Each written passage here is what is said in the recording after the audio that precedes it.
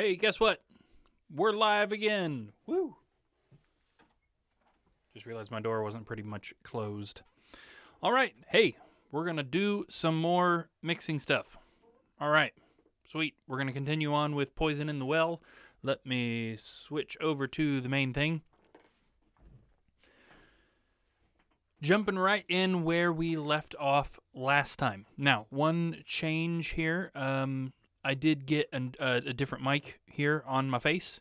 So, excuse me, if this is not working right, if you're not hearing me right, or if it sounds weird, or most importantly, if you're hearing the music echo when I'm playing out the speakers, then let me know and I can switch back to the old mic. Now, I did some testing and it did not seem to be coming through. But you know how that goes. Technology kind of just does what it wants. So maybe this will work. Hopefully it will work. Okay, let's get back in. So the last thing that we had done was we had pretty much finished up the sound design for all of this, or the sound detailing. We had finished up doing that by engaging our mid-range bandpass EQ and listening through everything to try and get everything to really just slot in together the right way. Now that is done, or at least done for now, it's not like we can't go back and continue to do that later. The next thing that we need to get into is called volume automation. So this is where we're really going through each set of tracks and making sure that all of the little things come out and are heard the way they're supposed to be. So we're looking for, little bass things or all of the drum fills, making sure we can hear all the toms when Eli plays fills, listening to what James and I are playing, and any time that we're not playing the same thing, making sure that the harmonies or whatever may be going on remain in balance. When it comes to vocals, making sure that you can hear all of the words that are being said. We're going to be definitely targeting that word that I keep bringing up in other episodes, the manufactured, where you don't really hear the d sound at the end. I did actually do something off stream to that in the hopes that we can get it fixed. I think the only thing I did off stream here was that I brought in my vocal track from the demo of this and put the d sound from manufactured onto the official vocal. I literally just cut the d off and put it up there onto the main vocal. So hopefully that worked. Honestly, it doesn't sound that different. When I listen back to it, you still can't really hear that sound super well. So we're probably going to have to turn that up and hope that we can fix it. Usually I go through these things in order. So we would be targeting the bass drum first. Now, I don't think there's any point in this song where the bass drum actually needs to be turned down. In other listen-throughs that we've done of this at this point, I don't think there's any point where the bass drum should be quieter, but it isn't, that sort of thing. Same thing with the snare. I don't know that there's any point in here that the snare should be, or at least the backbeat, that the backbeat snare should be quieter, and it isn't. So the first thing we're going to be actually targeting is every place that Eli hit toms or any sort of drum fill. So we're going to be looking at the snare fills and the groove snare and the tom tracks and making sure that for each instance that he hits those things, that they are audible. Now, another thing I pretty typically do right here is I look for any place that he hit the two floor toms together. So we have three, for this setup anyway, we had 3 rack toms and 2 floor toms. And if at any point he hits the 2 floor toms together, I like to pan floor tom 1 to the left so we get a nice wide smack. Now, I know we don't need to do that in this song because there isn't a floor tom 2 track, which means he just didn't hit that drum at any point during this recording. There's no hits on floor tom 2. There's definitely going to be no hits of the 2 drums together, fairly obviously. We don't have to worry about the panning thing. We will almost definitely be doing that in other songs, though. Okay, so just literally going through this fill by fill and making sure that we're hearing those toms the way we want to. I'm going to go ahead and turn on our volume automation screen, which looks like this. We can activate these yellow lines right here on the tom tracks. We don't have to keep these, but we can manipulate this by putting little nodes here and then doing this. And this actually makes the volume go up or down, whatever we decide. And one of the coolest things about this is that we will actually see this happen in real time on the mixers. Now, Where is this track? It's over here. It's this track 7. So I don't know how well you guys can see that. Let me see if I can bring the camera just a little bit closer to these mixers. But whatever change we make, we will actually see this happen on the slider, which is one of the coolest things, I think, of all time. It's one of the neatest things.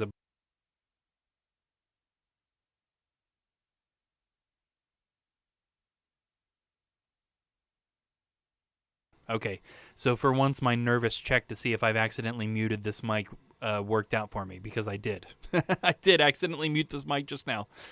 Okay, so let's actually take a look at that. If we solo this Ragtime 1 track, if you can see this slider right here, this where all the stuff is lit up, you will actually see it go up by itself right here. Check it out. There it went. You see, it wasn't a big move. No, it wasn't a big move, but you can see it jump. So there you can actually see it jump like that right there when we move this back and forth. So super neat that this equipment is capable of doing that. So let's unsolo everything and start checking out some of these fills. I think I want to get all the tom tracks out to like 10 maybe, this nice blown up version here. Okay.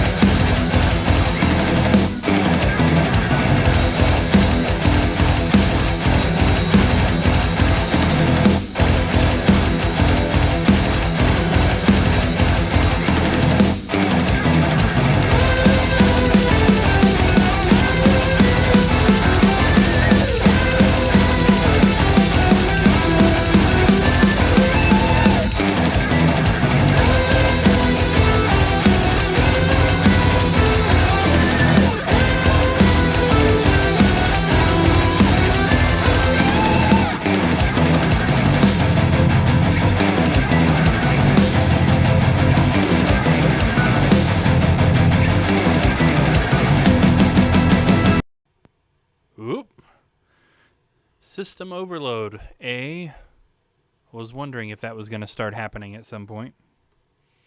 Okay, all of that I was pretty good with. I'm not hearing this floor tom super well. Let's turn this floor tom up just a little bit. Just on this build up right here.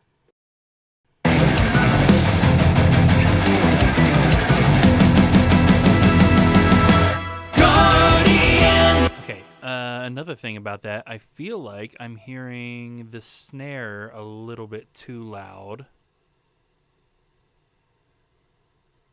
During that, let's change to the marquee tool here so we can highlight a section and pull that down.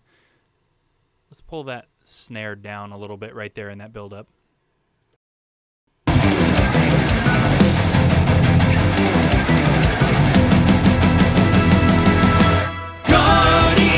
Okay, not too bad. I wanna mess with that snare just a little bit more. I want to turn it down a little more, but when we're getting near the end of it, I feel like it lost a little bit of snap. So maybe we need to do like this.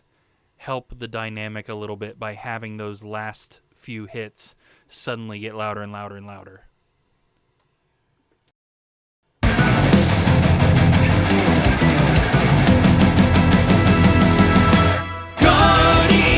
Yeah, that was better.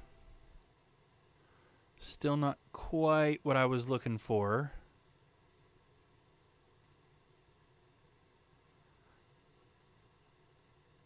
Let's pull this back just a hair and let that dynamic come up just a little bit more smoothly.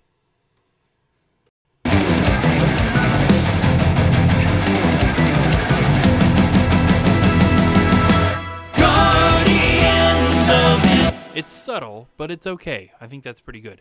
By the way, I don't know if anybody was watching when I said this, so I'll say it again real fast. New mic for my talkback. Please let me know if it sounds weird or if it's way quieter than the music, or if the worst possible thing, when the music is playing, if you're hearing it like echo or something, like it's you're hearing it from the source, but you're also hearing it from this mic.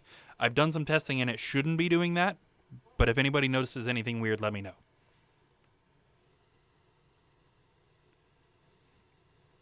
Okay, keep on going. We need to listen to every single fill in the song.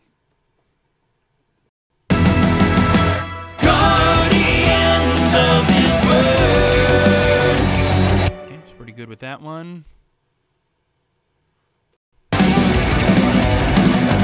Temptations of power have blinded many within His house. Okay, yeah. This is going to include just a lot of stops and starts, just so that everybody is aware. I didn't hear this tom right here at all. It's also important to remember when you're doing this step here that you remember what is the focal point of whatever section you're listening to, right? So some of these fills over here did not leap out of the speakers, and that's totally fine. We don't want them to. It's okay if you might miss them if you're not focusing on them. You know what I mean? We're not trying to make everything in the song as loud as possible at every moment, right? Some of this stuff is just support, and a lot of these fills are that way. They're there, they're audible. If you listen, you hear them. If you're listening to the vocals, maybe you didn't register that there was a fill right there. That's totally fine. That's how the song's supposed to be. But we don't want anything to be totally unheard. You know what I mean? Like this tom right here, I didn't even hear it. So we'll turn that one way up.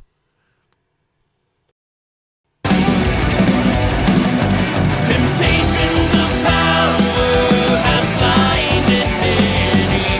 Within His house they dwell. Our message.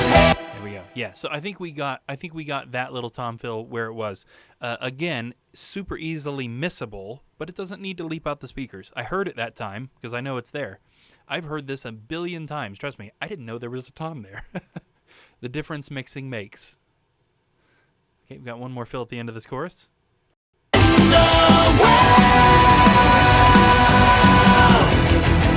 Okay, now that I feel like ought to be a little louder, both of those.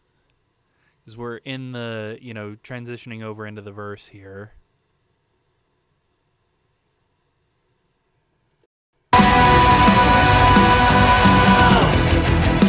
Closer. Still didn't hear him as well as I'm looking to.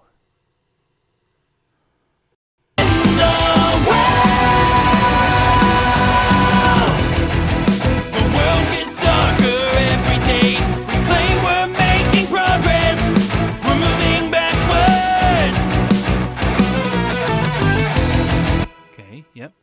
So we're also kind of searching for these areas here like this where the fills are in between vocal phrases, right? Like this little thing we're working on right here, this is in a spot where there are not vocals singing. So we do kind of want that to pop just a little bit. It doesn't need to, again, like leap out of the speakers or anything. Moving backwards.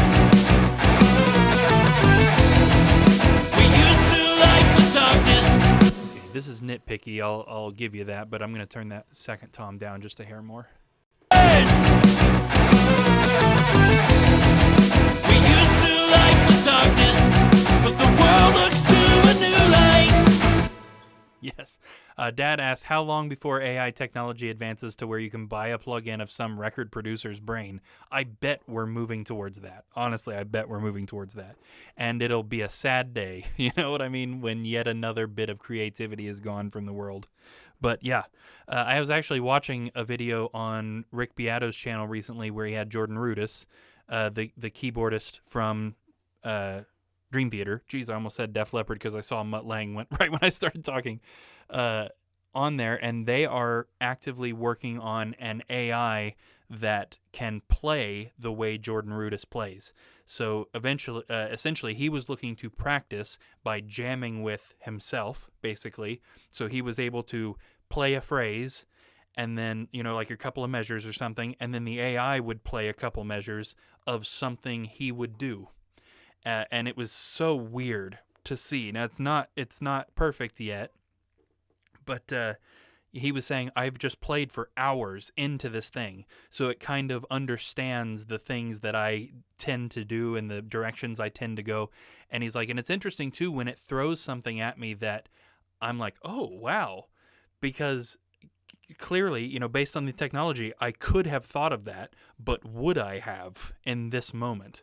It's just such a weird thing, you know what I mean? It's the line, I feel like, at least for me, for that stuff is it's really cool that it exists, but it's super dangerous that it could just, now we don't have to do anything. We can just sit back and the computers do all the creativity for us, which is, not good, I wouldn't think.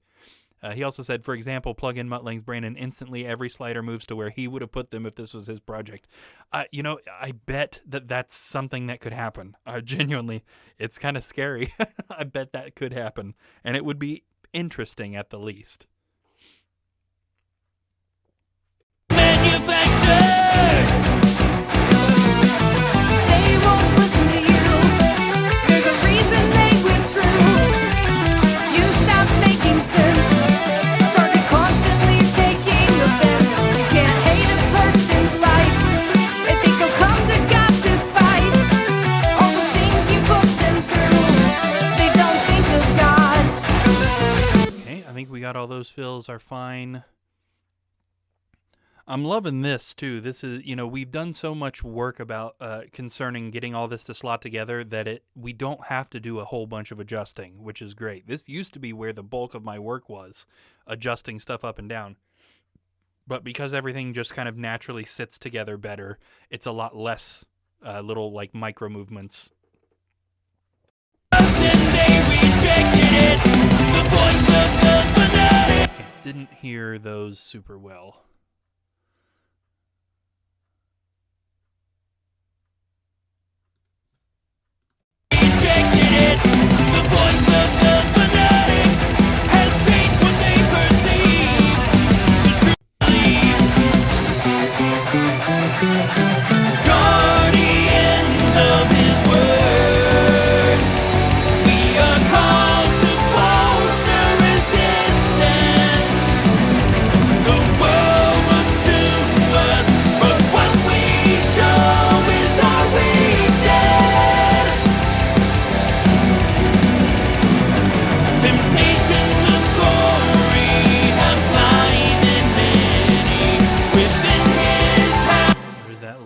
Okay, consistency in the playing right there. There's that same tom fill I was talking about earlier, how I had never really heard it before.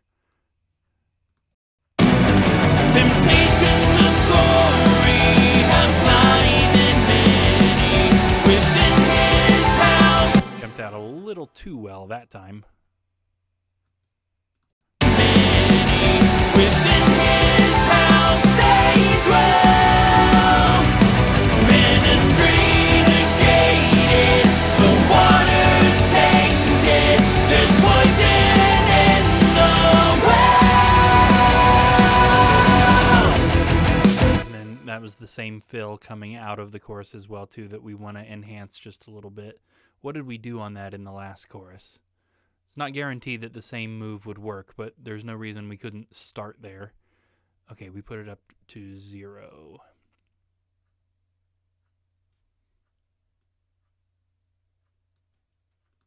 We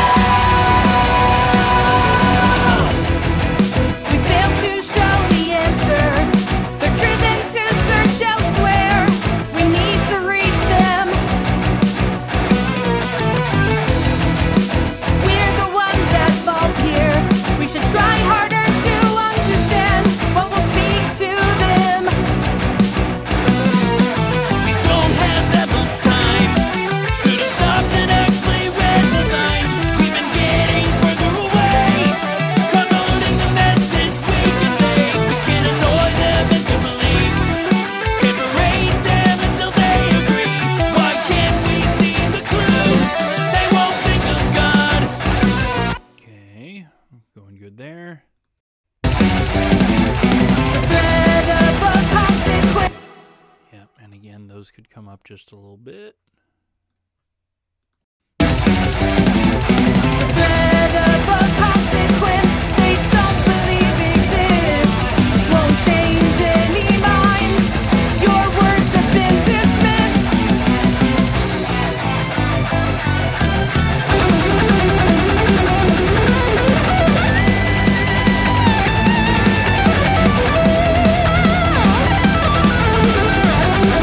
Okay, so that looks like that's it for fills until that final chorus. Get the poisonous filter.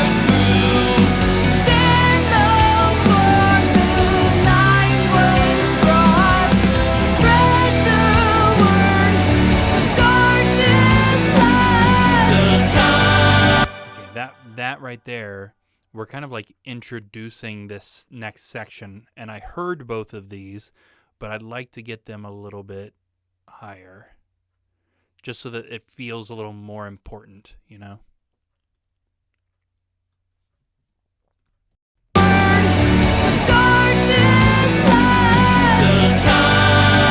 has come for us to make amends.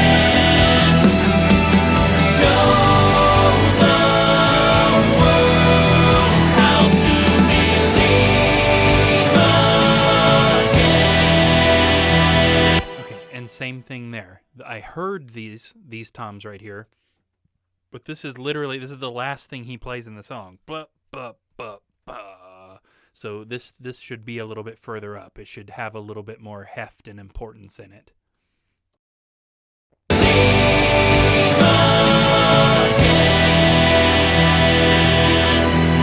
Okay. So that would be the end. I also just remembered another thing we can go ahead and do right now. For this final chorus, I definitely think the snare reverb should be higher. Again, give this chorus kind of like that big, grandiose thing. Maybe even the tom's reverb should go higher too. So right now we're at -15. Let's try 9. -9. Let's see if that's too far up. Oh, and of course Logic is going right from -9.1 to -8.9. Oh, Logic, come on, man. Nobody's going to notice the difference of 0.1 decibels. I could put it at 9.1 and it wouldn't matter, but it just annoys me so bad that it only skips over the one frequency that I want.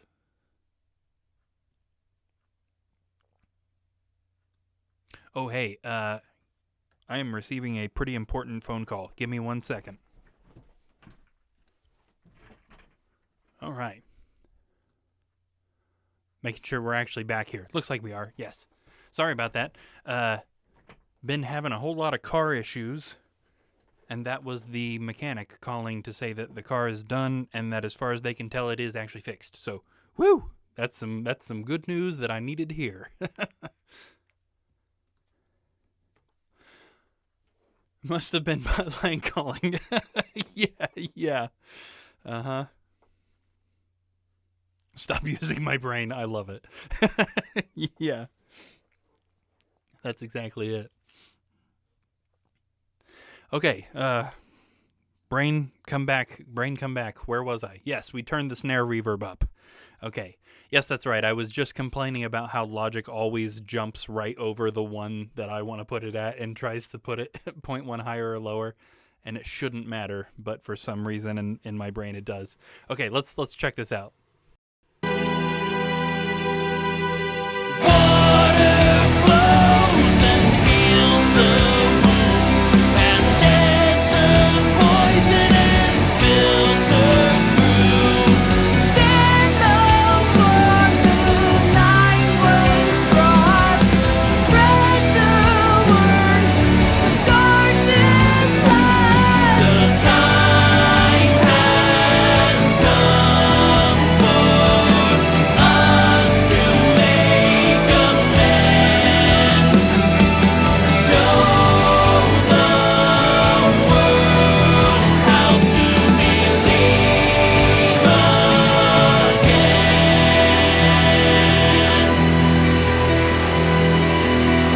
Yeah. Maybe it's just because I got some good news that I was hoping to get, but that, to me, that chorus is starting to feel kind of like magical, especially when that end part really kicks in, when we're hearing the, oh crap, what are the words saying right there?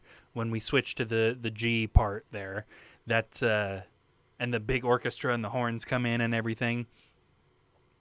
Yes, I think that reverb was good. This is also a trick that I used in Regression. So the final chorus of Regression, which is a bit slower and kind of bigger and less busy, had a way bigger reverb. It was actually a totally different reverb than the rest of the song. Way bigger reverb, just to kind of let that chorus feel bigger and more epic. Let's try turning the tom's reverb up in this chorus as well. So the couple of times that Eli's going bup bup bup, we really get the full heft of that.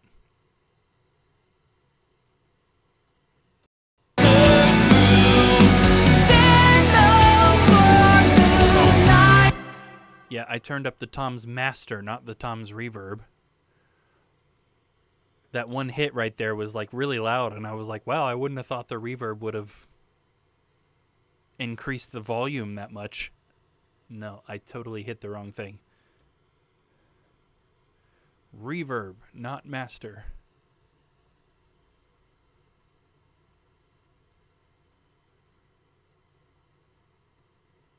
Okay.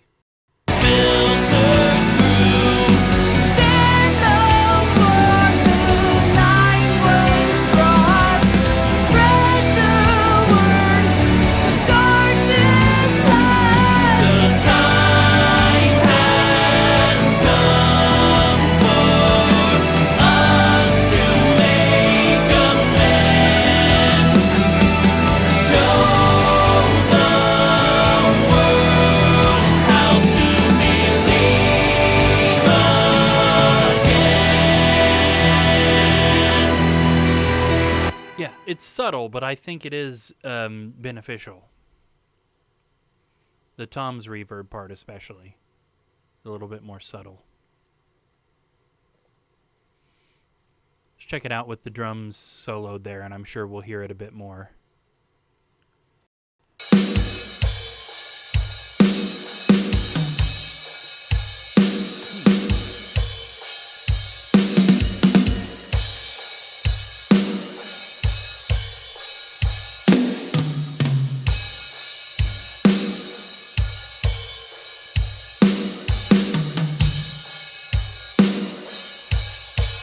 Yeah, I like it. Okay. We don't really need to do anything with the cymbals. Again, I think there weren't any points where like the cymbals were suddenly super loud or anything. So I think we're good on that. So that means the next thing that we need to do is check out the bass. Now, we're going to do something that is slightly, I don't know if I want to say controversial, but something that some people might be like, ew, you got to be careful there, and we do need to be careful. Mixing anything in solo is falling down that rabbit hole of worrying about something sounding good on its own rather than worrying about something sounding good in the context of everything. You got to make sure that any change you make in volume or EQ or compression or anything sounds good in the context of the whole mix and not just with the one thing by itself. Having said that, to check out the bass, we are going to solo the drums and the bass. And this is mostly just so that we can hear really, really well what the bass is doing, so that if there is a cool little thing that's kind of like hidden under everything else, we for sure hear it. And then we'll turn it up, and then we'll turn everything else back on so that we can hear it in context.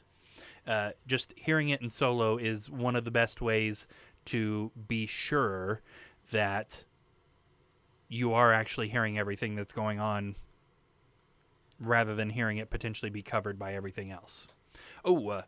Almost forgot. Now, this may not even need to do anything. One thing I do like to do on those toms is look for redundancies. And I'll explain what I mean here in a second, if there even are any. Okay, yes. I think I see a couple. So what I mean by redundancies is we have that set volume where rack tom 1 sits. For most of the song, it sits at -6 decibels. We jumps up to 0 right here, and then jumps back down to 6. But then over here, it jumps up to 5. There's nothing here that's benefiting from this being at -6. It's less movement if it goes down to -5 and then stays there for that next hit. That sort of thing. It's not changing anything about the mix. It's not changing the sound. It's helping the computer processing very slightly. It's not super important, if I'm being honest, but it does make me feel a little bit better. You know what I mean? Makes it look a little bit more efficient, too. I saw another one. Where was the other one? Ah, yes. Rack tom 3 right here in the end. So as you can see, we're sitting at negative 10. We jump up to negative 6.5. We jump back down to negative 10. No hits in here, and then back up to negative 7.5. So there's really no reason that we can't just have it go to negative 7.5 and stay there for that next hit.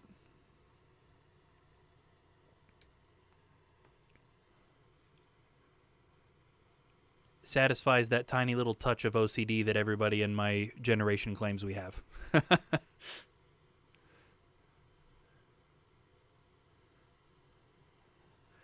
Okay, so we're going to take a listen through the song, just drums and bass, which is pretty cool because the only two people who have commented so far on this video are the person who played the drums and the person who played the bass. So we're going to hear their collected work here and see if there's anything. Remember, we're kind of targeting the bass guitar here specifically. Is there anything in the bass that's getting a little bit covered or seems a little bit quiet just in the context of the bass and drums? And then we'll deal with it if we come up with something. Recently, everything's been fine, it seems like. I've very rarely had to do a volume envelope on the bass guitar recently, it seems like. So maybe this will be totally fine.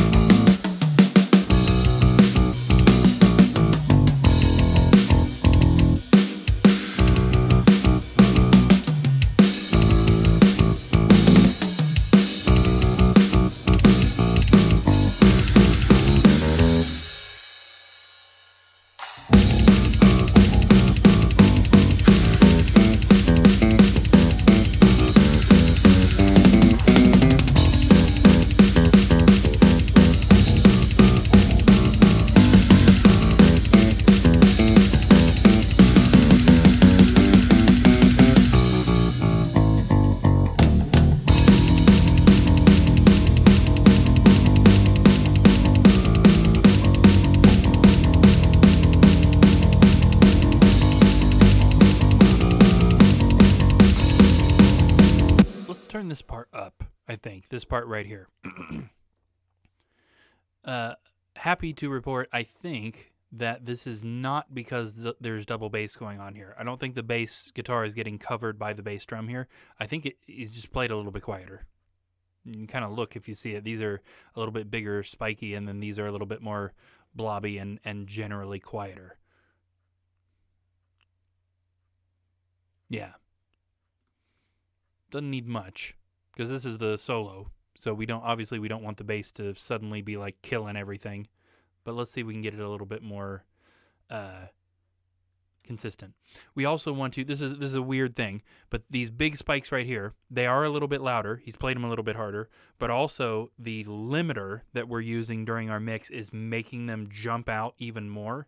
Those will not do that hard when everything is in there. But because Eli stops right there, and suddenly the bass doing that is the only thing that's happening, the gain that we're pushing with that limiter is suddenly pushing them way further up. So those are jumping out a little bit harder than they actually will.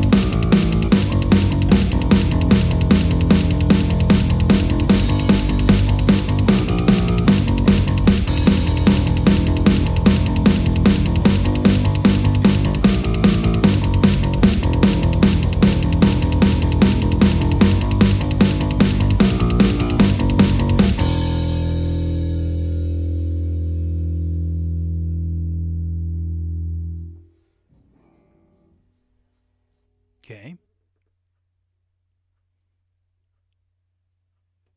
Interesting. Yeah. So there's a little tiny thing right there. Like after the signal stops, there's like a little string squeak almost.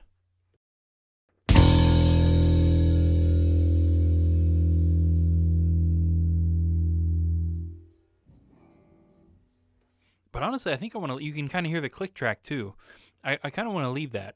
If I'm honest, we could take it out of there, but I think it's fine. I don't know about you guys, but I never heard that in any of the full mixes. I don't think it's necessary to take it out of there. And even if for some reason it's even slightly audible, it is one of those things that kind of like humanizes it a little bit. You can tell that this wasn't created by a computer because it's not 100%, perfect. That's one of those things too. I want to try to avoid getting into a rant about this, but I was talking about this in a video for one of the other guys I was recording recently, where a lot of people are really big into that, like rock and roll ought to have some mistakes, that sort of thing. And I'm not really in that camp, if I'm being honest. I don't want really obvious mistakes, but I don't have to have it like totally 100% squeaky clean perfect. You know what I mean? It's okay if there's a couple of little things here and there, as long as it doesn't detract from the song. I'm not looking for it to be have really obvious mistakes or anything, and I don't really, for me at least, that doesn't do anything for the music. I don't think it humanizes it. It makes it a little bit worse. There's a mistake in there. It wasn't supposed to be that way.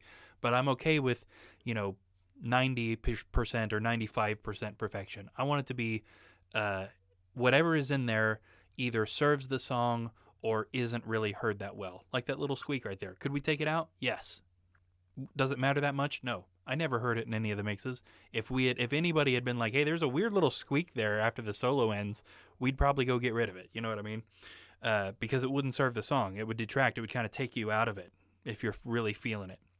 But it's one of those things. Just me personally, everybody kind of has their own thing with that, but I certainly am not in the camp of like rock and roll ought to have some mistakes in it. You know what I mean?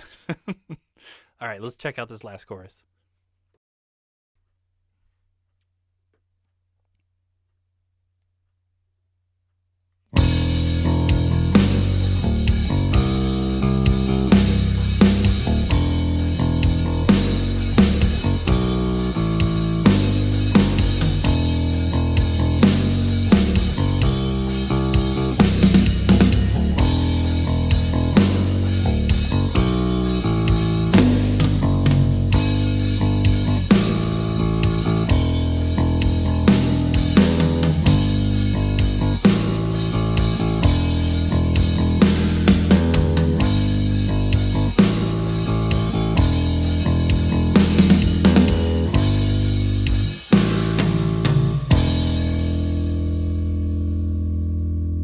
Yeah, no, pretty good with all that. There's a tiny little change there in the solo. Other than that, we're good.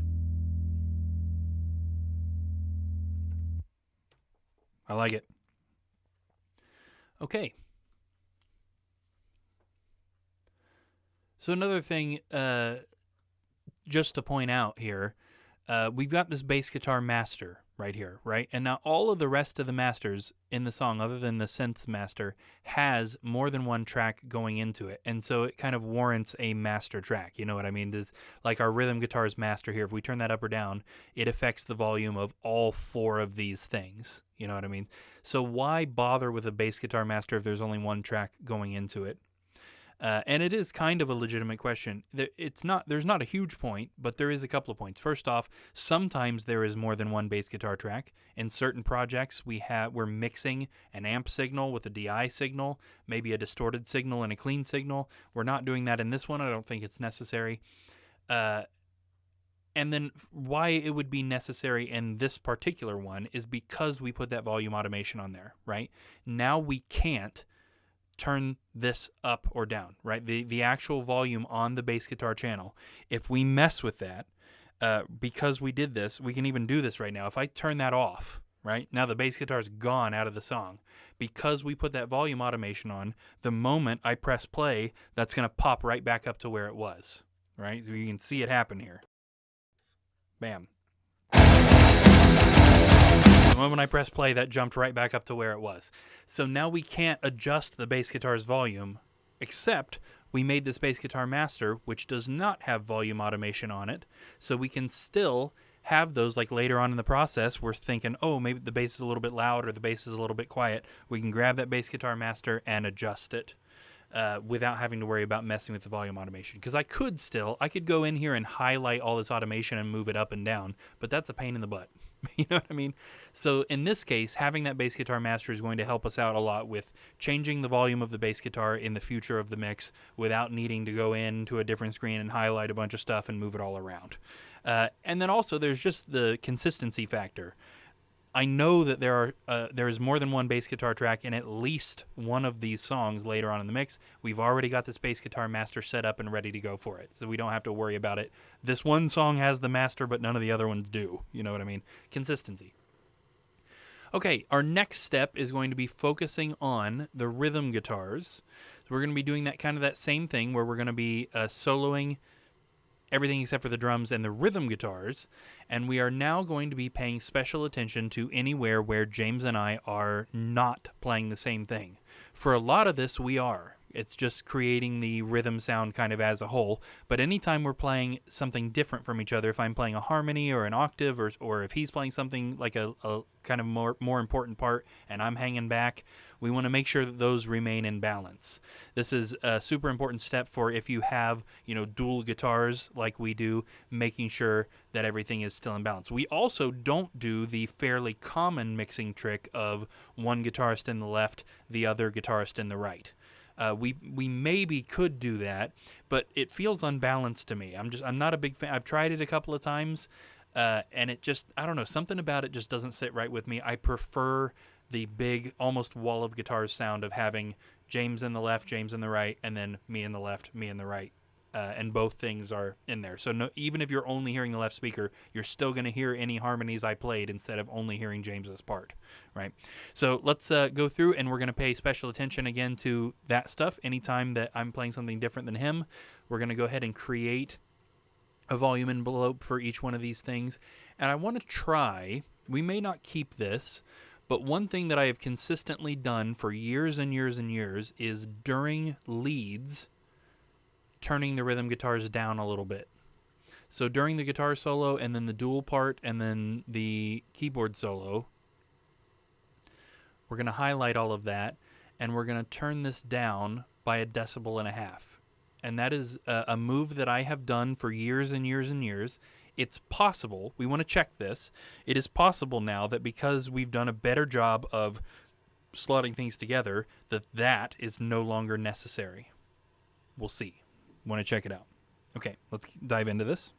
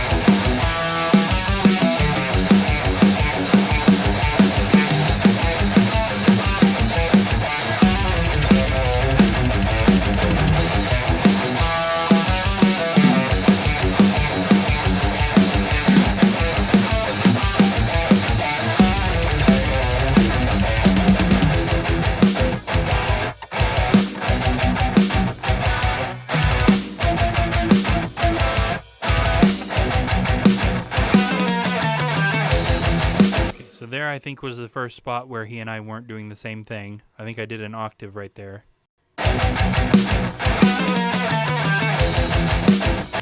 It's fairly balanced already, if I'm being honest. I'm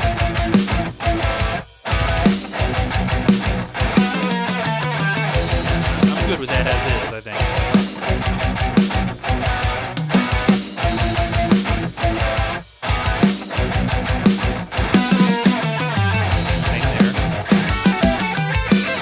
Okay, so right there, though, I think my harmony was a little louder than his melody, which means that's kind of a pain because we were doing this over and over and over. This little da da da da da da, and then a higher part where I've harmonized happens a whole bunch. So we're probably gonna have to kind of go in here with a razor blade a little bit. Let's try a 2 decibel. A 2 decibel raise for him and a 2 decibel cut for me. This is also usually how I do this. It's not always perfect, but I want the overall volume to remain the same. So if we're increasing 2 decibels on his, I'm going to take 2 decibels out of mine, and we just need to find that balance.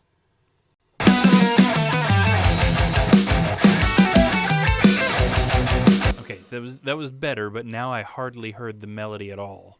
So let's, hardly heard the harmony at all. Let's try 1 decibel cut. 1 decibel boost, 1 decibel cut.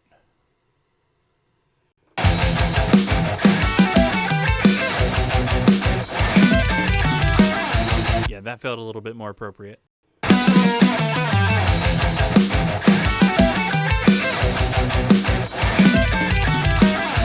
Yeah, that one felt more in balance, but let's just see. You would think it should be consistent.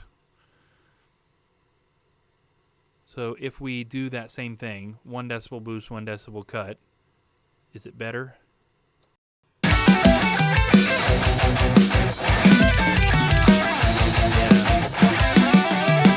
I'd say so. I think the harmony is just a little bit too prominent. James's part is the main part, so it should be heard a little bit better.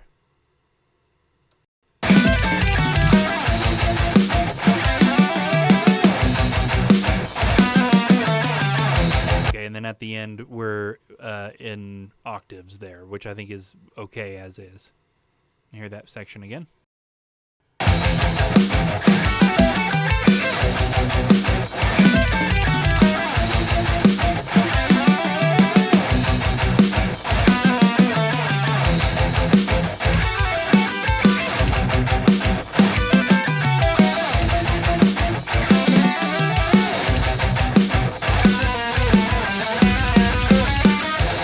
Ooh, did you guys hear that? There might have been a mistake in there. Huh. Guess we're putting what I was just talking about to the test. Oh no, we want to leave that one alone. That's the octave one. That second round of us doing harmonies there should be affected the same. There's where it started. 95.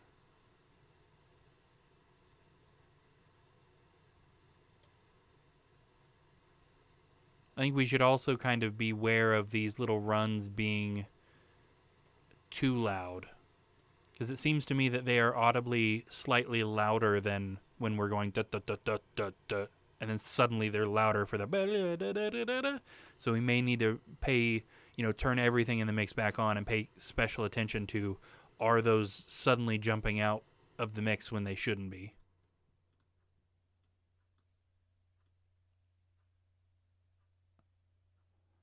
Oh, come on. Go to 8.5.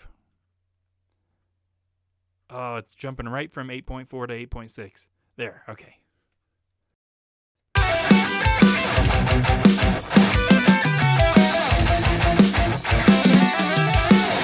that last one. That last one just about sounds in balance without messing with it.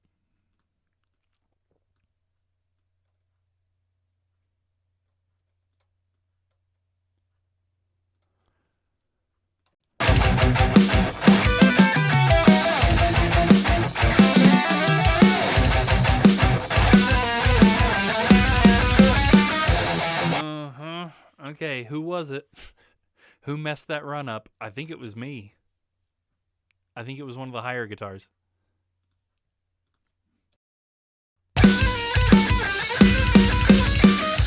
Well, maybe not. They didn't sound wrong.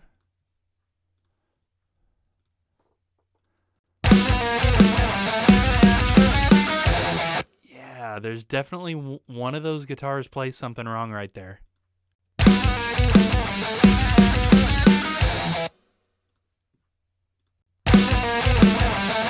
Okay, maybe it's the right. Yeah. Whoops-a-daisy. Okay. I think that should be fixed. I'm not gonna lie. Now, it's a line. It's a fine line, right? Because we've listened to this so many times. I don't know about you guys. I'm sick of this song. And never once have I caught that. I don't know if any of you guys have caught that. It's arguable that we could leave it because we didn't hear it before. But I'm going to start hearing it now, I feel like, because I know it's there.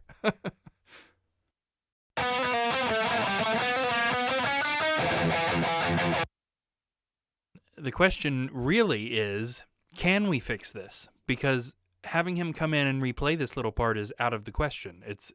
We're too far away. We wouldn't get the same sound. There's only one other time that this happens in the song, and it might be copy-pasted from this. So if both of them are like that, we can't fix it. We might just have to leave it, which, as we know, none of us ever noticed it before, so if that wouldn't be the end of the world, but if we can fix it, I would like to.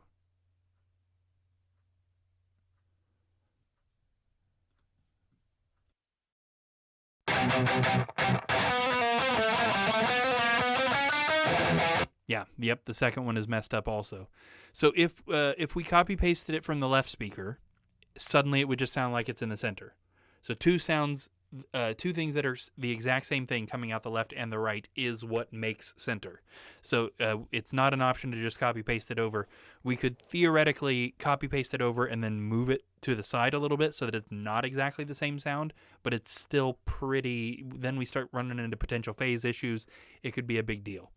The only other thing that we can try would be kind of like what's essentially auto-tune, and we could try and go in there and isolate. It's like maybe only one or two wrong notes and kind of like tune them to the correct note. Is that going too far? Maybe. Considering we never heard it until now. If it were more obvious, then I don't think there's any length that we could go to fix it that would be too far. But for this, definitely not something I expected to find, especially considering I just went on a rant about this. Let's check this out again. I want to see if we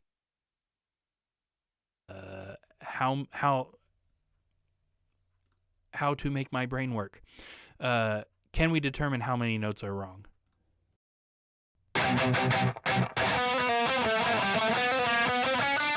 Yeah, I think it's only two. And of the two, only one of them is really like clearly wrong. We listen to it in the context of the one that's playing the correct thing, and you'll hear two spots where they kind of don't line up. Yeah, it's one of the higher notes and then one of the lower notes.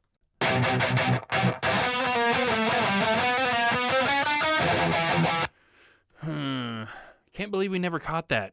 This is a pretty extensive editing process that we did with these guitars where James and I were really, really focused on having these things tight. You'll notice that it almost doesn't sound like four guitars because everything is very, very, very tight. So having a couple of wrong notes slip by both of us is pretty wild. I'm leaning towards leaving it. What's the consensus? What do you guys think? Do we go into the edits project and isolate the two wrong notes and auto-tune them to the correct note, or do we leave it? What do you guys think? I'll leave this in your hands.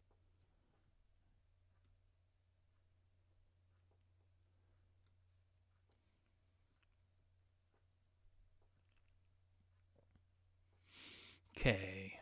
So moving on until we get some answers, maybe. There's a gap here. So my guitar stops and James starts this new section that's and I'm pretty sure that it's good as is. Dad says leave it. The only reason I would potentially lose sleep is if I can hear it now that I know it's there. But I don't think that's going to be the case.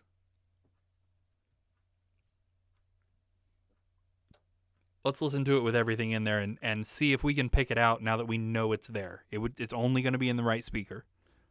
They don't think of God. They remember you. 100% heard that. Yeah. They don't think of God. They remember. No, I hear it. I totally hear it. Ah, that's so annoying.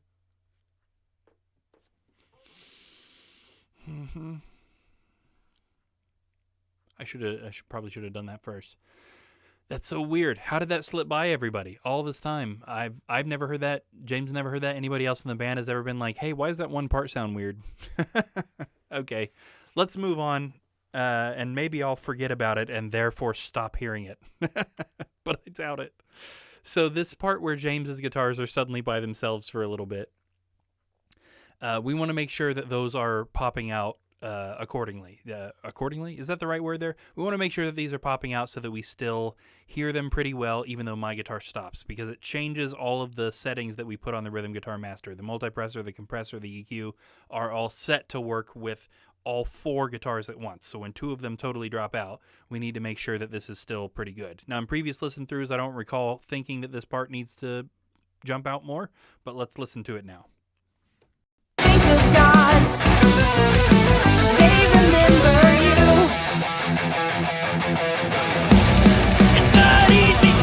Yeah, no, I think I'm good with those as is.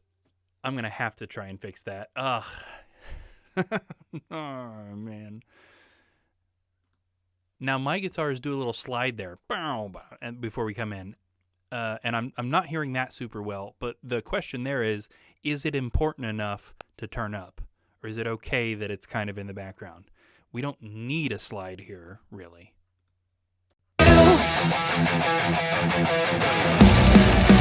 I think it's fine as is. I hear it well enough. I don't think it needs to be a feature or anything. All right. I said I was going to leave it in the hands of the chat, and then I'm doing my own thing anyway. Ooh, I might have just hurt Logic's feelings.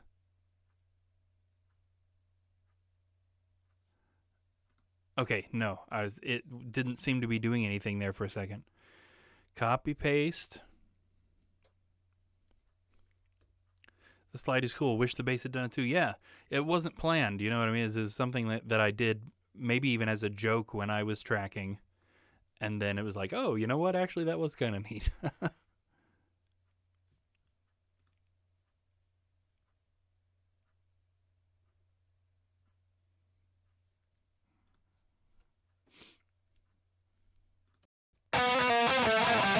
Okay, it's right there in measure 101.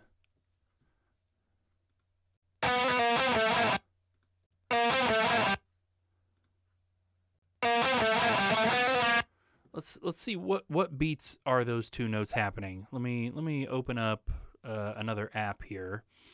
We tab out all of our songs. This is kind of an interesting opportunity to show you guys this. When we write, we tab everything, and this is partially just so that we can remember how to play it. Well, it's most of the reason. Sometimes it's a long time between writing the song and tracking the guitar. So a lot of times it's pretty important for us to write all these zeros down so that we remember to play all the zeros. But it's also helpful to just remember, because I tab these right after we've written it when what we've written is fresh in my mind. So we're less likely to come back later and be like, ooh, what was that? I can't really tell when I hear it. Okay, let's find the area where this would have been. Here we go.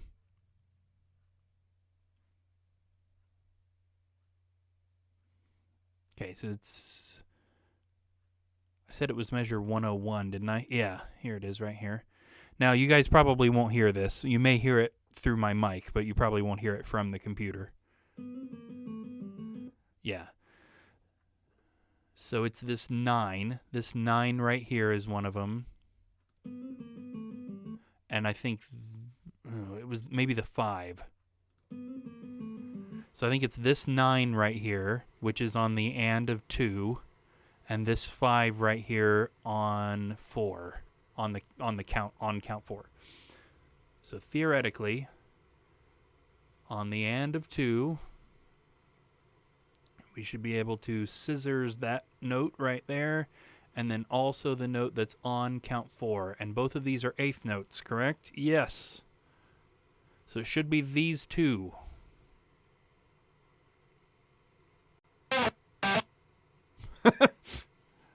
That's pretty goofy.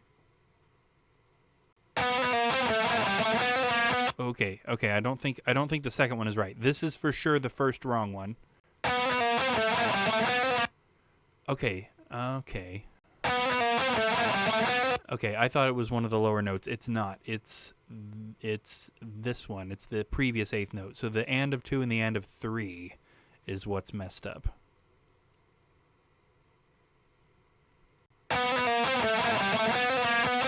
Right?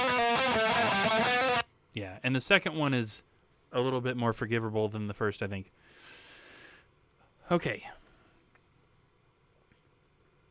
We're going to turn off the channel EQ and the multipressor because this channel is eventually going to get deleted. We want to turn on Melodyne. Now this isn't actually auto-tune. What it does is this is close to the same. It maintains more of the human, basically. It's not actually auto-tune. It is tuning the vocals, but it's not like fixing everything you do directly to the correct note. So it is a little bit better. Works better on vocals than it does on guitar, but it should help us fix this. Okay, so then it determines what notes it has heard.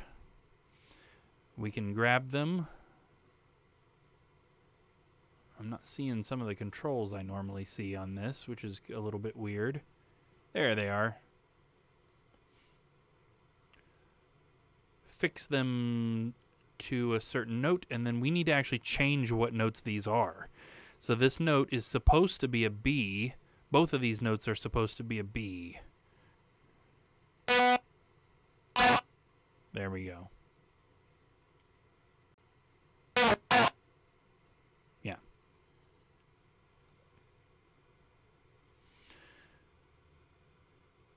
Okay. Again, my brain just totally froze there. So now we don't want the computer to have to process this every time it hits it. Melodyne takes up a lot of CPU power. So what we're going to do is bounce this region in place. We're unchecking bypass effect. So it's going to create a copy of this with that Melodyne just printed on it. And we don't have to have Melodyne active anymore. Okay, so there's that.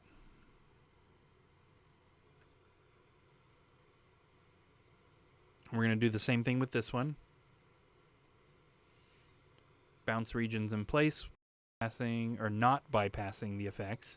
Now we can delete this channel.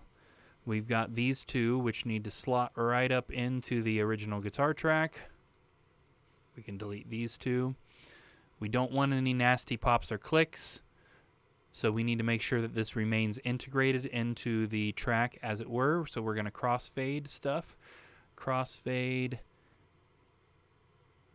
yeah, these two sections forward, and by I mean less than milliseconds, because we're going to introduce just like a tiny little sliver of that wrong note back in so that it crossfades smoothly.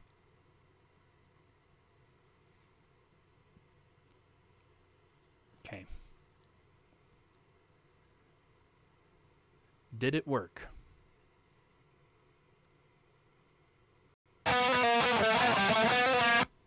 All right. All right. There it was. Fixed. Why are these two a little bit different color? That's interesting. Let's not constantly remind ourselves that we did that. Let's show hide colors. Oh, it's claiming they're all the same color. I don't think so, Logic. I think you're lying to me. There we go. Now, we also do know for sure that this was messed up in the second verse too. So we need to copy paste these over to the second verse and slot them in. Now we don't need to go through that whole process again. We literally just need to slot these two things in. Oh, I did the wrong thing. I nudged it. Okay. So we need to grab these two little spots that we just did, and we are going to copy them. We need to jump over to verse 2 where this same spot happens, which is literally right before my guitar cuts out, right here. So it should be this measure 185. Nope, 184. Right.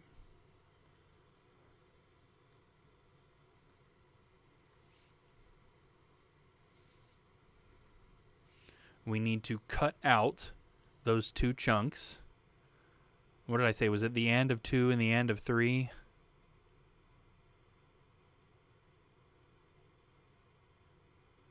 And then theoretically, we should be able to copy paste right in. Yep.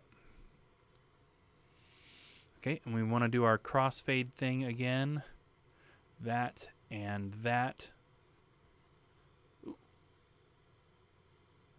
Need to crossfade by like just the tiniest little, not even a millisecond, and then this and this need to crossfade back this direction, just a hair.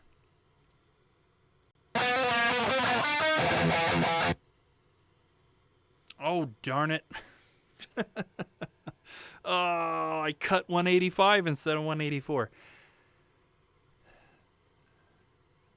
Someday I will learn how to do this.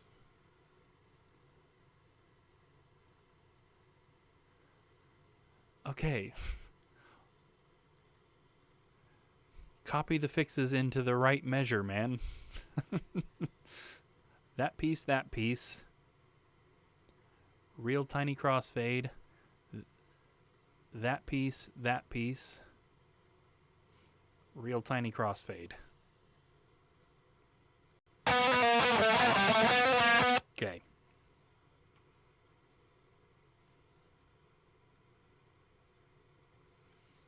Well, now that that's done, we can get back to the actual matter at hand here.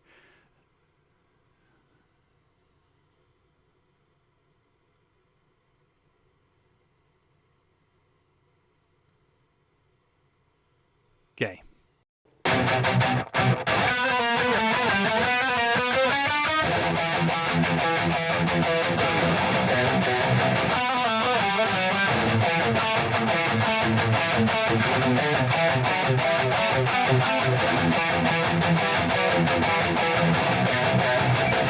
Okay, we definitely had a little harmony right there.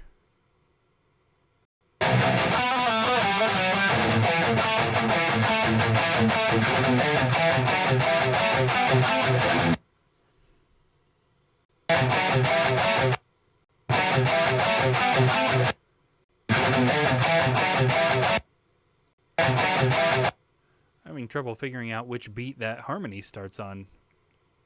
My brain has been frazzled by the discovery of that mistake. Yeah, it should be the and of 4. I've got the and of 3 highlighted.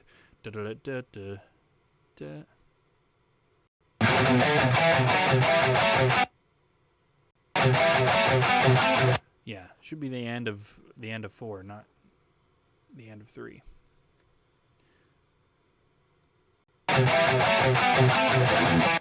Although it feels pretty imbalanced as is. Yeah,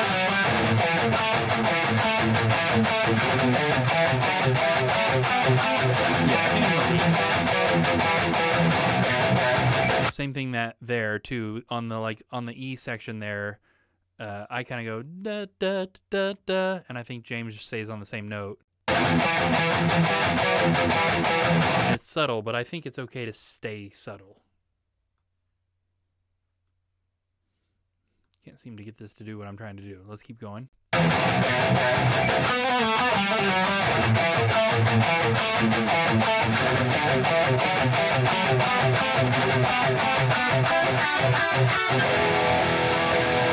with all that.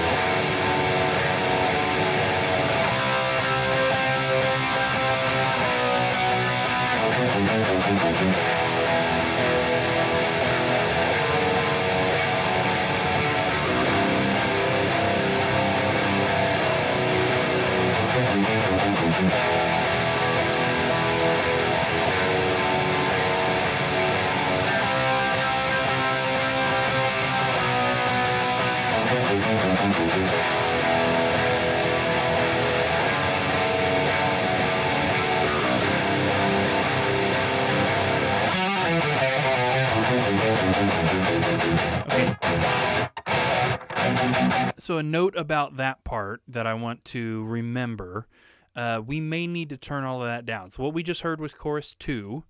And as I pointed out in a previous episode, in chorus 1, there's a riff going on right there, and Sam is playing that same riff on the keyboard. But in chorus 2, we wanted the riff to shift into being keyboard focused. So James and I start playing big open power chords, and Sam takes over the riff. Having said that, it's always been a little bit hard to hear Sam playing the riff in the second chorus. So we know we need to turn the piano up there, but I'm thinking we may actually want to take the rhythm guitars down just a hair to help make room for that piano to come through a little bit. Now, I don't think it should be much. I definitely don't want to notice when I'm listening to this that the rhythm guitars got quieter. So it needs to be a very subtle move. I'm going to go ahead and try it now, and this is something that we can pretty easily come back later and change. I want to just take like a half decibel, or maybe let's try 1 decibel, and maybe that'll be too much. We'll see. We're going to go from 6 to 7 on James's and my guitar, except of course it's jumping right from 6.9 to 7.1. Okay. just in anticipation of us needing to get that keyboard a little bit more prominent in the mix right there. Now there's also some spots in there where I'm playing an octave up from what James is playing, but I think it's okay. Again, I think it's balanced enough that we don't need to mess with it.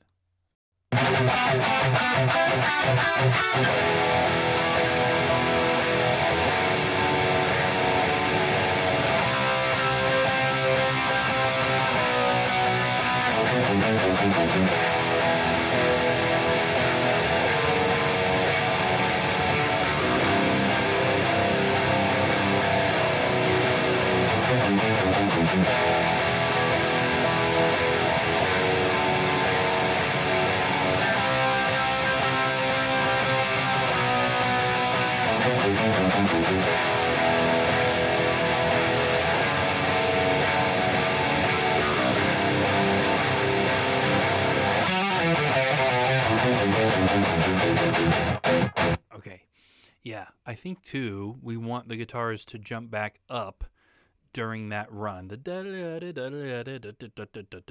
That's where we want the guitars to come back up.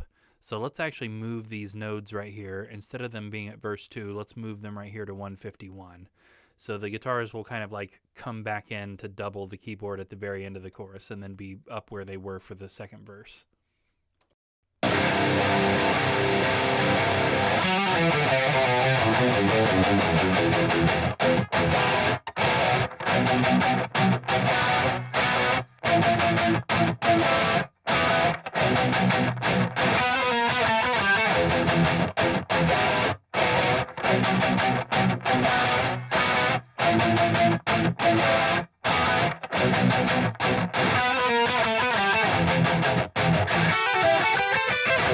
Come back to this part where we were doing those adjustments. Okay, I think I'm actually going to go ahead and close out the stream right here. I've got a couple other things that I need to go do and take care of. Like I mentioned last week, I've got a bunch of production rehearsals this week. I wasn't sure if I was going to get to stream at all, but luckily some of the production rehearsals got bumped back an hour, so I ended up with a little bit more extra time than I meant, having canceled students for those rehearsals. So hopefully we'll get to do this some more this week. Not 100% sure yet still, but hopefully soon we will be getting into more of a consistent schedule with being able to do this. As always, we've made some pretty good forward progress today. Anything like this is always just a little bit slow. It can be frustrating because, this is episode 5. All of these have been like around an hour and a half or 2 hours. So what is that? We're looking at like 10-ish hours on this one song. It's a long time, right? But it'll be worth it at the end. It's sounding good already. It's going to sound really good when we're done. My gosh, guys, I am ready to move into track 2, and I'm sure you guys are too. I can't imagine that any of you probably all know this song like the back of your hands now. I'm almost sick of listening to it. So that is something we have to monitor when we're mixing, because if you get too sick of it, you're going to start making bad decisions and you need to move on and then come back. I'm not to that point yet. I think we'll be fine to finish it out, but it is something you want to keep in mind if you're doing this. All right, guys, so you know how this closing stuff works. As always, thank you so much for watching, whether you're watching right now, whether you watched a little bit earlier, whether you're watching this later when it's not currently live. I appreciate absolutely any second of your day that you commit to checking some of this stuff out, listening to me talk, hanging out with me here in the chat. Again, hopefully we'll be back doing this a little bit tomorrow, but I'm not 100% sure. Almost definitely some more at some point this week.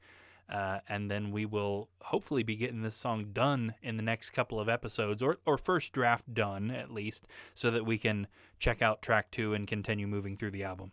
All right, guys, one more time, thank you so much, and we will catch you next time.